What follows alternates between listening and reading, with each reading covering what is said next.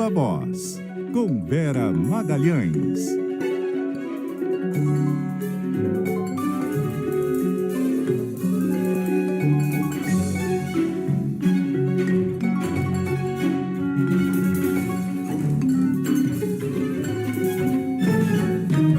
Vera Magalhães, muito boa noite, tudo bem? Oi, Débora, boa noite para você, para a Carol, para os nossos ouvintes, também para quem nos acompanha por imagens aí no YouTube, nos aplicativos, na Globoplay, em todos os lugares. Oi, Vera, boa noite.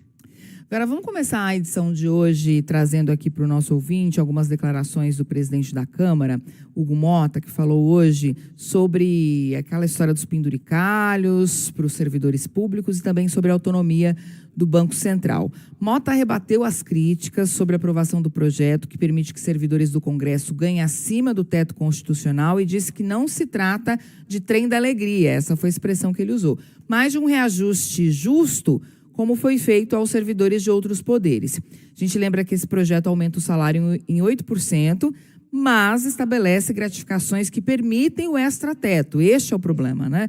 Motta disse que alguns servidores não vão mais querer ocupar cargos de responsabilidade. No entanto, ele saiu em defesa da decisão do ministro do STF, Flávio Dino, que determina uma revisão dos penduricalhos em todos os poderes. Daqui a pouco você não vai ter servidor querendo ocupar esses cargos, porque são cargos de responsabilidade, onde muitas das vezes você é ordenador de despesa, você coloca o seu CPF, não está tendo, digamos, nenhum benefício do ponto de vista financeiro ao final do mês. Foi com essa coerência que nós aprovamos e não esse trem da alegria que infelizmente foi passado aí de maneira errada para a sociedade que nós aprovamos. Então a Câmara teve critério. Bom, durante a participação na CEO Conference, que foi promovida pelo BTG Pactual, Motta também descartou qualquer revisão da autonomia do Banco Central, pelo menos enquanto ele continuar como presidente da Câmara. É que fomos nós que capitaneamos a aprovação dessa autonomia tão importante para a segurança jurídica e econômica do nosso país. Então não está no nosso horizonte discutir a revisão da autonomia do Banco Central, porque é uma instituição que nós respeitamos, que tem funcionado bem. Bom, Vera, sobre os penduricalhos, né? Quando ele diz que tem servidor que não vai querer ocupar o cargo por causa das responsabilidades, só lembrando que esses penduricalhos, com os penduricalhos, tinha gente que ia ganhar R$80 mil. O teto é de 46 mil. Por 46 mil dá para assinar muita coisa, né? É, exato. O teto já é um salário muito acima do que ganha quase qualquer trabalhador brasileiro, mesmo aqueles que têm altas responsabilidades. Afinal de contas, o que a gente considera o teto é um salário de ministro do Supremo Tribunal Federal, ou seja, maior responsabilidade do que zelar pela Constituição e por quase todos os outros BOs do país, como fazem os ministros do Supremo, é difícil a gente enxergar. O que o deputado está pretendendo tratar como uma coisa corriqueira, banal e normal são algumas invenções dessa elite do funcionalismo que não estão à disposição de ninguém mais, de nenhuma outra atividade no Brasil. Como essa ideia de que você trabalhe 3 dias e aí tire uma folga, essa folga seja remunerada e essa remuneração passe a ser integrada ao seu salário. É um tipo de benefício que não se vê nem em grandes empresas, nem para grandes executivos e que não tem nenhuma relação com você assumir responsabilidades. Porque uma jornada de trabalho normal em que você não remunere uma folga logo depois de um curto período de tempo não exime ninguém de assumir responsabilidades e nem é um fator de afastar interessados em ocupar determinadas funções. Então, as coisas não se encaixam. Nessa fala, o deputado também fez ali uma longa tentativa de justificar o que foi feito na semana passada com base num certo princípio de isonomia muito distorcido. Ou seja, ele falou assim, olha, o Executivo já tinha aumentado, o Tribunal de Contas já tinha aumentado, o Judiciário já tinha aumentado, então, praticamente, ele faltou dizer, faltava só a gente, como assim, né? A gente vai ficar fora disso. E ainda teve coragem de, fazendo esse discurso, normalizando essa farra, dizer que não se trata de um trem da alegria. Então, isso aí está muito descolado do que a sociedade tem como visão do trabalho da Câmara, do trabalho do Senado, do trabalho desses outros órgãos todos que ele mencionou. Geralmente, a população tem muita dificuldade de ver algum retorno para a sua vida, para o seu dia a dia, para as suas questões desses super salários. Ela não consegue identificar em que medida essas castas de servidores estão trabalhando em benefício do interesse público e não só dos seus próprios privilégios. Então, o deputado fez um discurso muito distante da realidade. Não adianta de manhã você defender o fim da escala 6x1 e à tarde defender esse trem da alegria, porque essas duas coisas não se conversam, elas não dialogam e elas mostram simplesmente que você tenta usar uma coisa para neutralizar o desgaste da outra. Rapidamente, Vera, só queria trazer essa fala do Diogo Mota sobre a autonomia do Banco Central, porque essa discussão surgiu em meio aos problemas do Banco Master. Não. Uma reforma mais estrutural. A fala de Diogo Mota, né, que a gente já trouxe aqui, dizendo que não, enquanto ele continuar presidente, ele não vai trazer, não vai pautar, não vai discutir a revisão da autonomia do Banco Central. Isso. A gente vai ter a sonora? Bom, isso daí tem a ver com a discussão em torno do Banco Master, né? A gente vai ver ainda ao longo dessa edição que hoje se saiu em defesa do Banco Central e da sua autonomia, e isso foi mostrado como um caso que levou à possibilidade de investigações como a do Banco Master. Então, nesse aspecto, ele está correto. Não tem de rever. Foi instituída há muito pouco tempo. O que falta é ampliar, em alguns aspectos, essa autonomia. Tem aí uma reivindicação antiga do Banco Central por maior autonomia monetária, maior autonomia financeira. Então, eu acho que as discussões no Brasil, para que a gente deixe de viver de stop and go, né? De você faz um avanço e volta algumas casas depois, elas têm que ser o seguinte: você estabeleceu uma conquista e uma melhora, um incremento de alguma política pública, tem que ser dali para frente e não ficar sempre, a cada ciclo eleitoral, discutindo rever coisas que foram feitas há pouquíssimo tempo.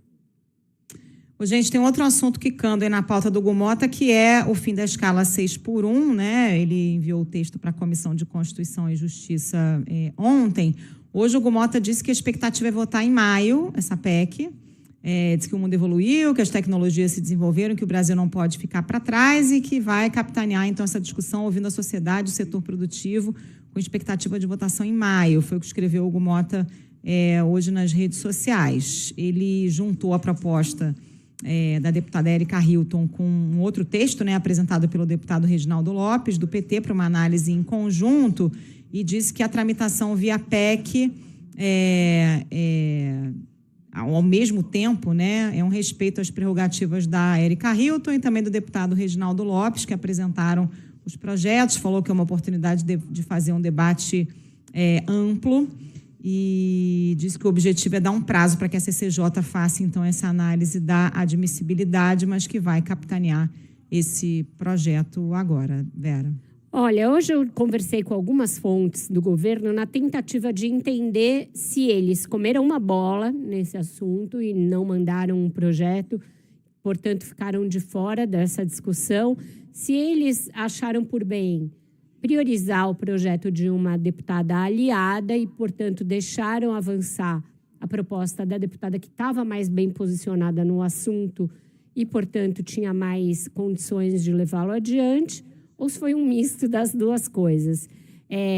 Para mim, ficou a sensação de que o governo ainda pretendia mandar um projeto, demorou muito, e aí foi atropelado pelo Gumota, e agora, para não parecer que não foi convidado, ou que foi convidado para a festa ali de última hora, está com o discurso de que, olha, o melhor é aprovar nesse semestre, pouco importa a autoria, fazendo esse discurso de quem está ali tranquilo e não pretende brigar por isso. É óbvio que seria importante para o Lula, principalmente para voltar a dialogar com um pedaço dos trabalhadores que o PT perdeu nas últimas décadas, ser a mola propulsora desse projeto, né? Estar ali associado a essa proposta. Isso estava mais ou menos na gênese da ideia de levar, por exemplo, o Guilherme Boulos para o Planalto, até numa função meio concorrente com a do ministro do Trabalho. Então, ele iria ser quem encabeçaria essas discussões do novo trabalho, né, entre muitas aspas, dessas novas políticas para o mundo do trabalho a partir do Planalto.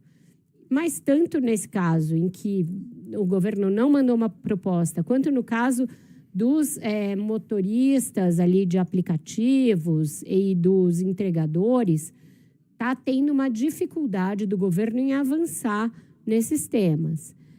A gente sabe que a organização desses trabalhadores é muito diferente do que eram os sindicatos no passado, que o diálogo com eles, por isso, é mais complexo, porque não tem uma liderança ali específica.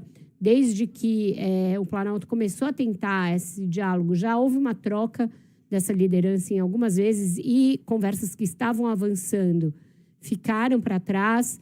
Então, vai ser difícil o governo ter o que mostrar na campanha nessa seara. É lógico que se a escala 6x1 terminar antes da eleição, o governo vai tentar, de alguma maneira, fazer uma narrativa em que ele se encaixe nessa foto.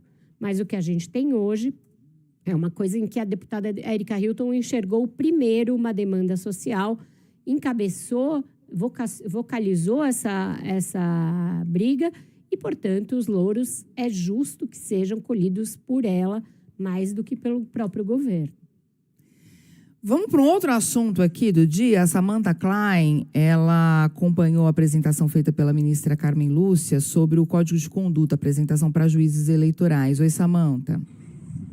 Débora, Carol e Vera, Débora e Carol, boa noite aí para vocês. Eu achei que eu tinha esquecido de alguém e quem não esqueceu de falar foi a ministra Carmen Lúcia, que neste momento está conversando aí, apresentando todos esses pontos para os desembargadores, os presidentes dos tribunais regionais eleitorais de todo o país. Todos eles falaram, essa reunião começou por volta das 3h15, deve terminar em seguida porque tem sessão plenária do TSE, inclusive com pauta importante hoje, pauta longa, mas fato é que ela vem apresentando aí as propostas de conduta e ética aos magistrados eleitorais. Tudo isso acontece em meio às discussões no Supremo Tribunal Federal para também estabelecer um código de conduta para os ministros. O que ela apresenta aqui? São aqueles 10 pontos que foram apresentados na abertura do ano judiciário eleitoral, isso lá no dia 2 de fevereiro. Entre as propostas, temos aqui contenção dos magistrados em manifestações públicas, evitar também eventos públicos ou privados com candidatos, ou, em especial, manifestações políticas, ideológicas nas redes sociais ou fora das redes sociais.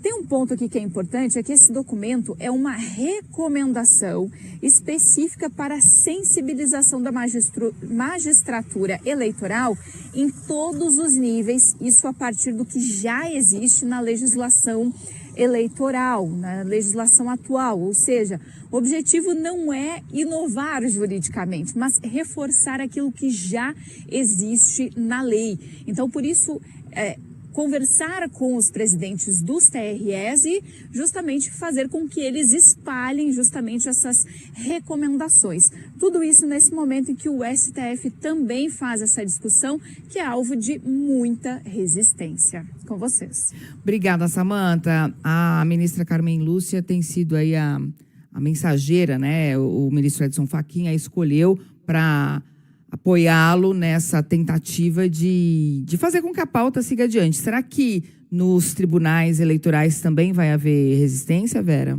Certamente, né, Débora? O judiciário costuma ser o poder mais avesso, mais refratário a qualquer tipo de mudança. Também costuma se sentir ali afrontado quando vem alguma sugestão de que ele se abra mais ao controle externo, mesmo que, nesse caso, seja uma sugestão de autocontrole e vinda de dentro, que partiu justamente da cúpula do próprio poder do presidente Edson Fachin. As resistências já se mostraram, elas eram mais silenciosas, mas elas vieram a público na semana passada, por meio de falas de alguns ministros, e a ministra Carmen Lúcia está fazendo aquilo que eu falei aqui quando o ministro Fachin usou o discurso de abertura do ano no Judiciário para anunciá-la como relatora dessa medida. Então, ela está assumindo aquilo que ele esperava dela, que ela seja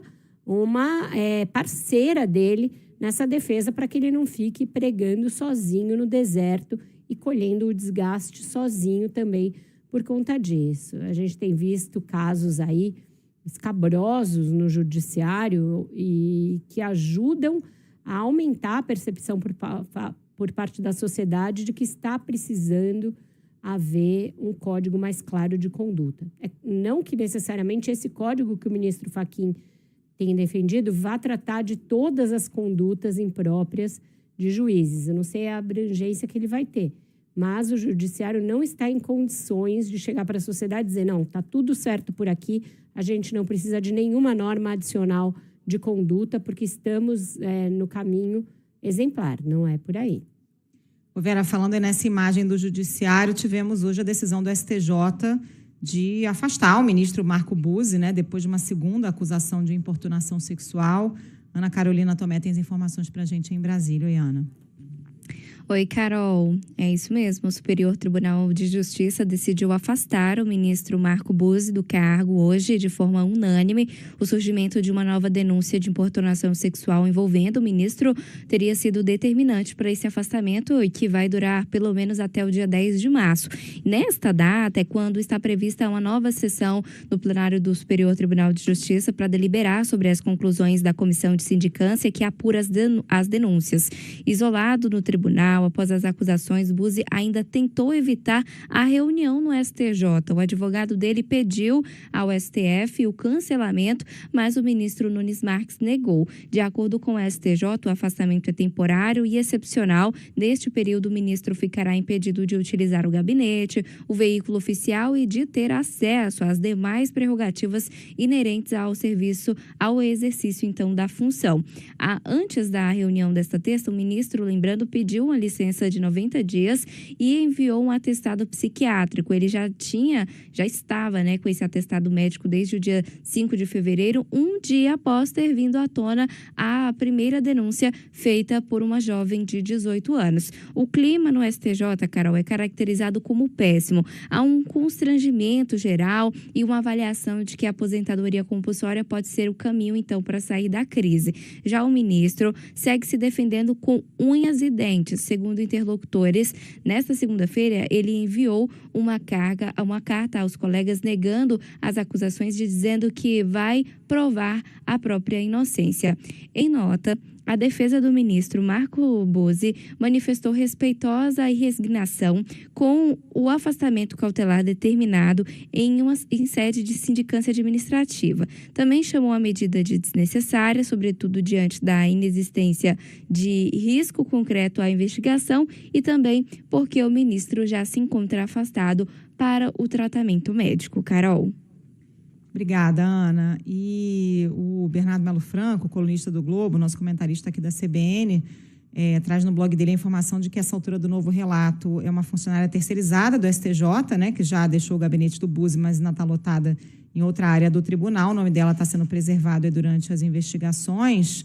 E o tribunal diz que ela já tinha, inclusive, relatado esse episódio a colegas, o que na avaliação dos ministros reforçou a credibilidade do relato e acabou complicando a situação do ministro do STJ. Né? O relato da menina feito ali e corroborado pela família dela e que a gente teve detalhes ali nos últimos dias, já tornava a situação muito difícil, né? Porque era uma família próxima, que tinha um relacionamento pessoal ali bastante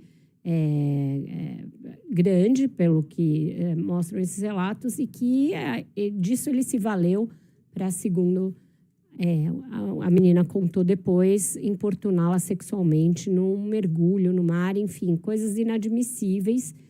Então, a conduta me parece a única possível, né? Afastar para investigações, embora a gente saiba que sempre tem essas atenuações quando se trata de juízes. Então, você é aposentado compulsoriamente, com vencimentos e etc. Mas é um caso que requer toda a investigação e que não se faça a cortina de fumaça que muitas vezes e por muitas décadas prevaleceu nas altas castas, né, quando se trata de assunto como esse.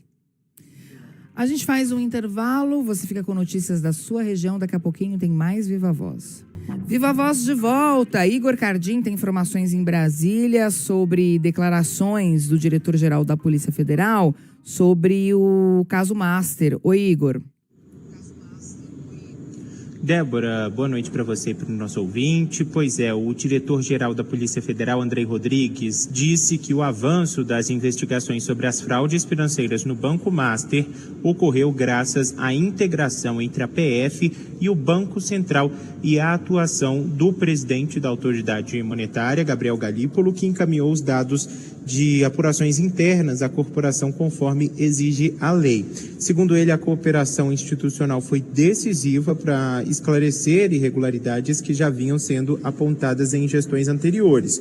Andrei declarou ainda que a apuração pode revelar o maior crime já identificado no sistema financeiro nacional envolvendo o Banco Master. Ele disse que há indicativos e alertas anteriores sobre o banco e que nenhuma hipótese foi descartada, incluindo uma eventual omissão de dirigentes. Ele falou ainda que integrantes do governo também têm defendido que Galípolo agiu rapidamente ao tomar conhecimento do caso, que ele chamou inclusive de uma atuação corajosa. De acordo com o diretor-geral, o inquérito principal está na fase avançada e caminha para a elaboração de um relatório final com foco tanto nas investigações que tramitam no Supremo Tribunal Federal quanto em outras frentes em primeira instância. A estratégia, segundo ele, é manter o objetivo inicial central da apuração, mas sem ignorar eventuais achados paralelos nos objetos de prova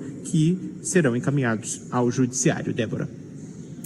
Obrigada pelas informações. A gente vê aí mais uma pessoa, né, mais um ator importante saindo em defesa da atuação do Banco Central em relação ao caso Master, né, Vera?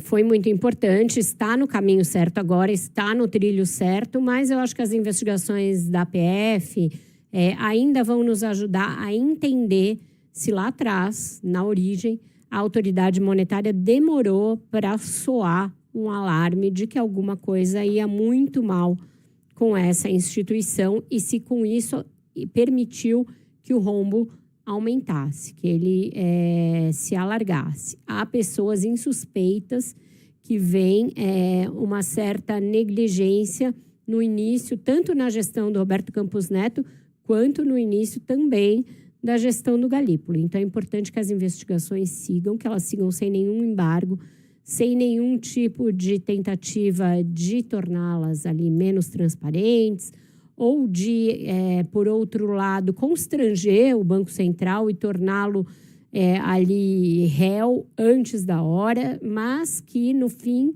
se tenha um retrato claro de quais os mecanismos de controle falharam para que se chegasse a uma situação como essa, em que um banco absolutamente sem nenhum lastro conseguiu fazer negócios com tantas entidades, com tantos governos, conseguiu parecer tão próspero e oferecer ganhos muito além daquilo que o mercado praticava, sem que ninguém olhasse e falasse alguma coisa está esquisita aí.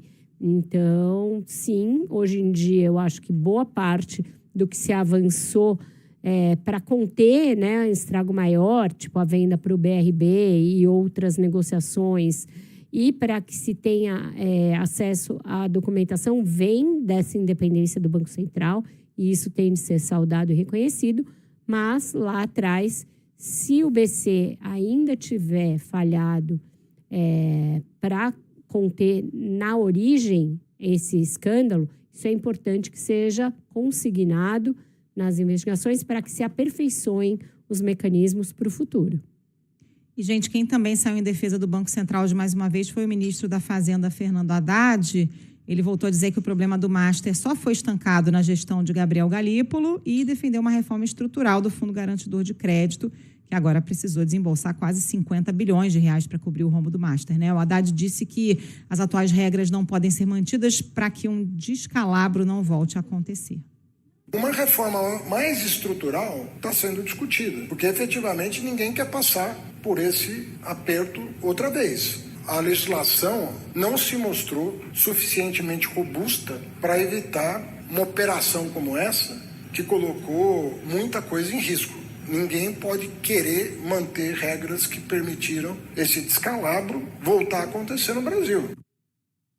Aí, falar do Haddad, que disse que o Banco Master até 2024 teve um crescimento exponencial, que foi estancado assim que o Galípolo tomou posse, porque se deparou com uma situação muito preocupante em relação ao que se verificava ali sobre isso. Acho que a fala dele vai meio nessa linha, né? Sim, foi muito importante, sim, mas tem de ter alguma mudança estrutural que impeça um descalabro desse no futuro. É isso que ele aponta em relação à necessidade de revisão do funcionamento do Fundo Garantidor é muito importante, porque o que a gente vê aí, à medida que as investigações avançam, é que o Daniel Vorcaro contava com a mamata do Fundo Garantidor para poder continuar avançando sem nenhuma contenção, né? Se tudo desse errado, tinha ali esse colchão para ele usar, e isso não pode continuar assim, porque, como o próprio nome já diz, o Fundo Garantidor tem que ser uma garantia de rigidez e de sustentabilidade de todo o sistema financeiro, e não de um banco que estava deliberadamente operando alavancado e sem nenhum lastro.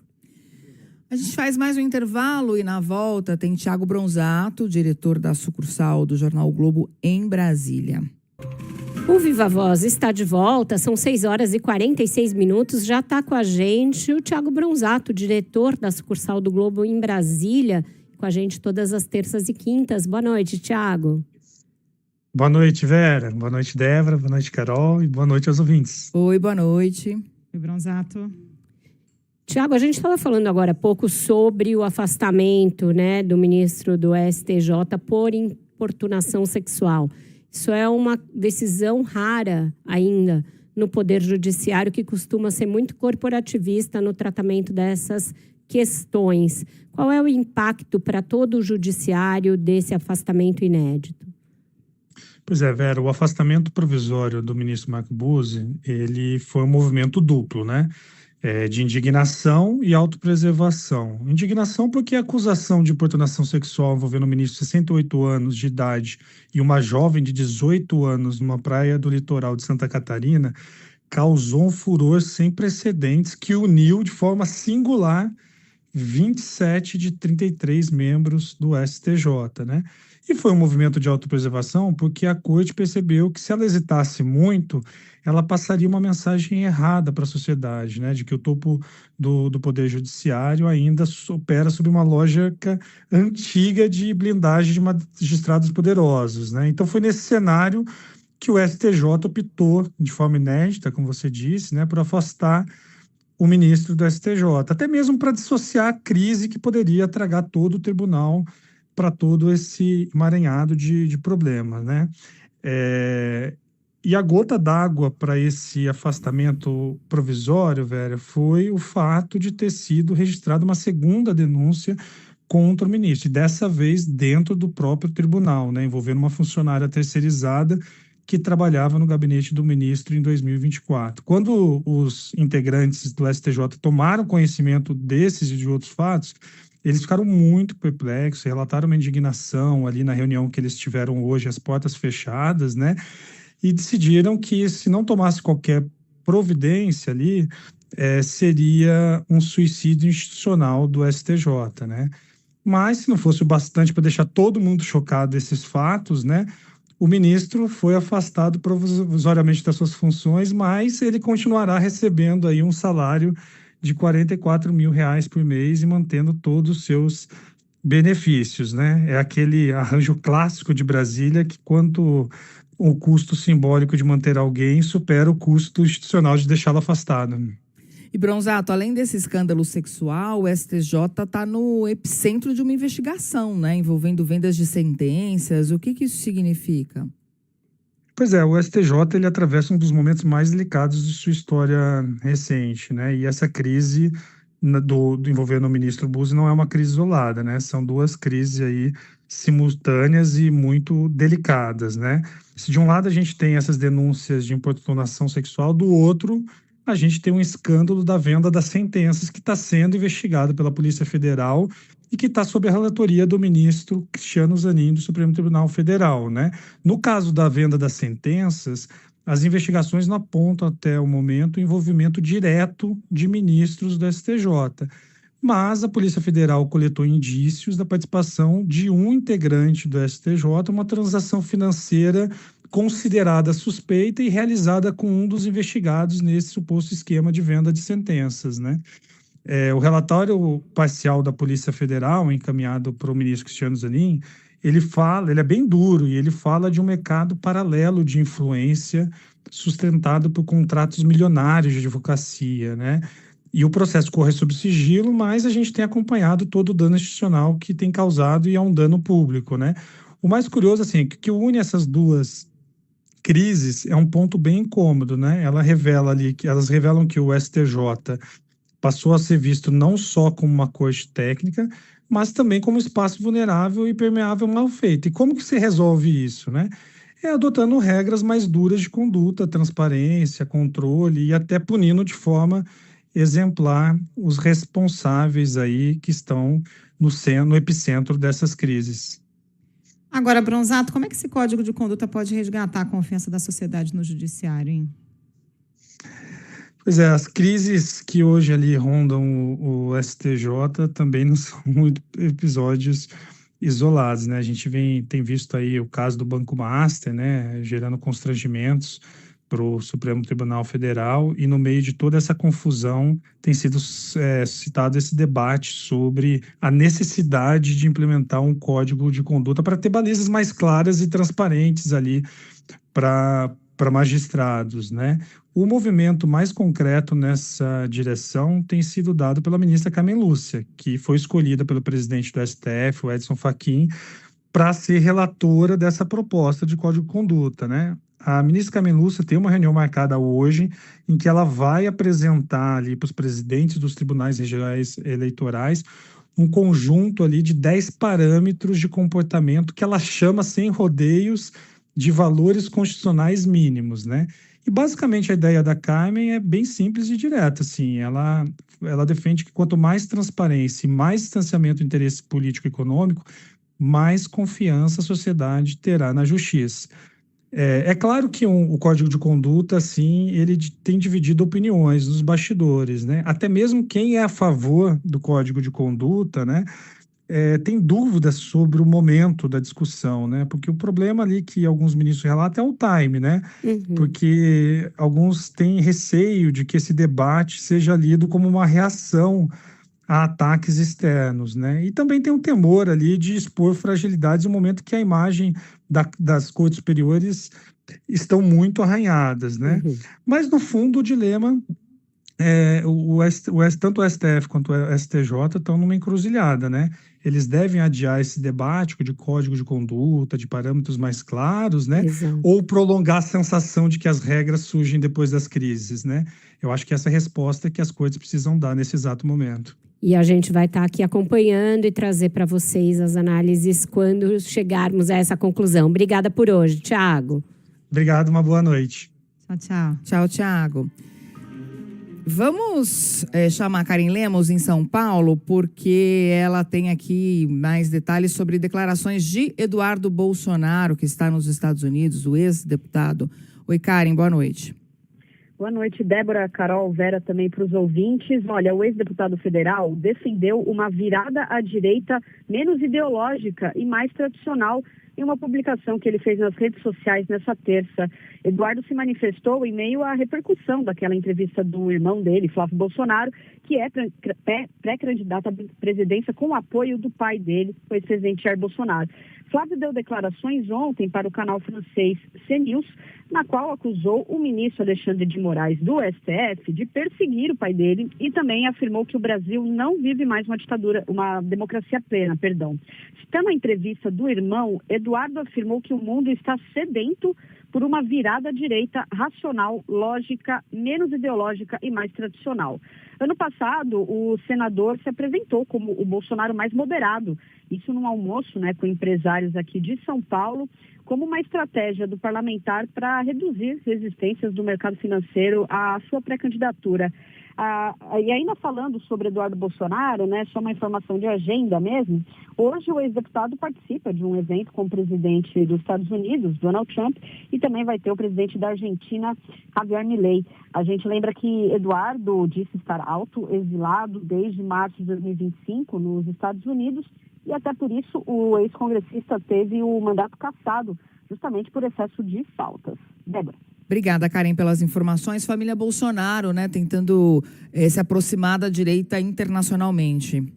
Exato, Ele tá com papinho, Isso aí é papinho, tanto do Flávio Bolsonaro quanto do Eduardo Bolsonaro. Vamos ser mais moderados, temos que ser uma direita menos ideológica, tanto o trumpismo quanto a direita bolsonarista cada vez mais se aferram justamente ao caráter mais ideológico que existe na discussão e tentando levar a composição de todas as chapas para uma coisa mais à direita e mais ideológica. Isso aí foi um sinal de alerta que soou no bolsonarismo quando eles viram que o Centrão e mesmo partidos mais à direita, como republicanos, não estão aderindo automaticamente à candidatura do Flávio Bolsonaro e estão resistindo a essa pressão extrema que eles estão fazendo para que os candidatos, na maioria dos estados, sejam do PL e não desses partidos aliados. Então, essa roupagem moderada que surge no bolsonarismo de tempos em tempos é sempre por conveniência e nunca por uma questão realmente de tomada de algum tipo de consciência de que se precisa ser mais uma direita mais moderada e menos ideológica. Portanto, quem compra esse tipo de defesa, ainda mais por parte do Eduardo Bolsonaro, cujo discurso é sempre o mais radical possível, está disposto a comprar gato por lebre, Ainda no tema das eleições, Carol e Débora, a gente tem o Igor Cardinho lá de Brasília, porque do outro lado do espectro, o presidente Lula se reuniu com o prefeito do Recife, João Campos, que é também um dos principais dirigentes do PSB, para tratar da composição da chapa desse ano. Boa noite de novo, Igor. Oi, Vera, boa noite para você. Pois é, o prefeito do Recife e presidente do PSB esteve aqui no Palácio do Planalto em uma reunião fora da agenda com o presidente Lula, justamente para tratar sobre a composição da chapa presidencial da reeleição, a disputa pela reeleição pelo presidente Lula. O prefeito firmou a posição ao presidente Lula sobre a intenção do partido de manter Geraldo Alckmin como vice na disputa eleitoral. Essa conversa durou cerca de 1 hora. João Campos saiu, falou aqui com a imprensa, disse estar animado e seguro quanto a essa parceria para o pleito deste ano. A conversa é muito franca, é muito verdadeira e é muito sempre amistosa com o presidente Lula, reafirmando isso. E como a gente até brincava agora há pouco, conversando, e que a relação do presidente Lula com o vice-presidente Alckmin é uma relação muito boa. Ele sabe que para o nosso partido é importante essa construção, e eu tenho certeza que os dois vão construir isso da melhor forma.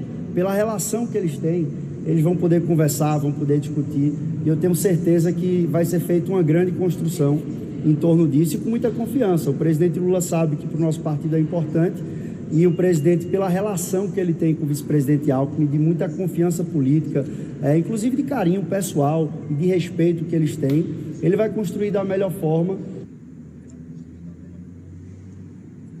Pois é, e aí o João Campos saiu então dizendo que essa parceria entre PSB e PT vale inclusive para as candidaturas estaduais ao Senado e aos governos estaduais. Saiu daqui dizendo que ia participar da filiação da vereadora Ava em Goiânia, que também recebeu apoio aqui do Planalto. Perguntado sobre a reação do presidente Lula a essa posição, né, da manutenção de Alckmin na chapa, o prefeito desconversou e disse que esse assunto tem que ser tratado entre Lula e Alckmin e que não cabe ao presidente do partido tratar isso diretamente com o presidente da República. E confirmou a presença do presidente Lula no Galo da Madrugada lá no Recife durante o Carnaval. Vera. Obrigada, Igor, pelas suas informações.